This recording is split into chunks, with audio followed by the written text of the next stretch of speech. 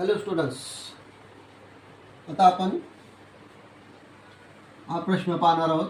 जर आज मंगळवार आहे तर आजपासून 37 दिवसानंतर कोणता वार असेल? बघा, कोणतेही काम आपण ट्रिकने करतोय आणि यावेळीसुद्धा ट्रिकनेच करू, कारण असं ओळखणं फार वेळ लागतो. मग आठवड्याचे किती दिवस? 7 दिवस.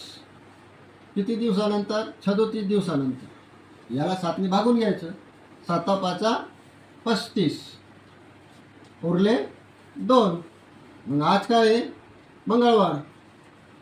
प्रश्नामध्ये मंगळवार आणि प्लस 2 दिवस म्हणजेच बुधवार आणि गुरुवार. 37 दिवसानंतर कोणता वार असेल?